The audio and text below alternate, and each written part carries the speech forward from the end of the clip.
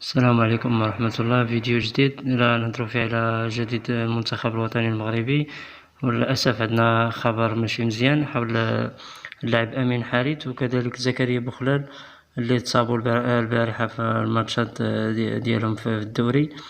بالخصوص أمين حارث كانت عنده إصابة خايبة بزاف في مستوى الركبة، وتصاب في المباراة ديال البارحة مع الفريق ديالو ايس موناكو، إصابة اللي كانت خطيرة بزاف.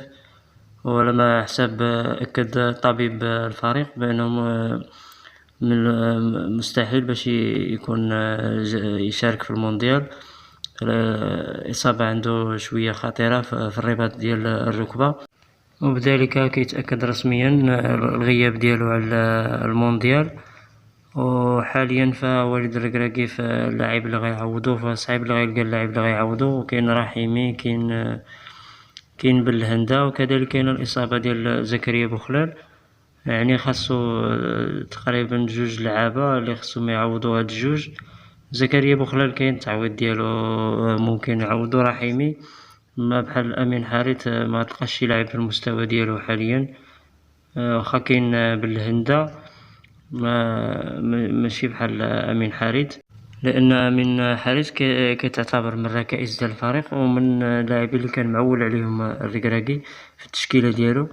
كيعتبر من اللاعبين الأساسيين داخل المنتخب، يعني ممكن يلعب أساسي وممكن يكون كورقة رابحة للمدرب، حيت هو لاعب تبارك الله مهاري وكيلعب للقدام. ممكن يخترق الدفاع، ممكن يلعب كجناح، ممكن يلعب كصانع ألعاب، ممكن يلعب كرأس حربة وهمي. صراحة لاعب متكامل، وشفنا الماتشات ديالو الأخيرة راه ديما تيلعب رسمي. فهاد الشهر الأخر هذا وما جاش وشد الرسمية غا هكاك، فالمستوى ديالو تحسن بزاف. المهم كانت أسفة على الإصابة ديالو، وكنت نتمناو له الشفاء العاجل ويرجع إن شاء الله في المستقبل المنتخب.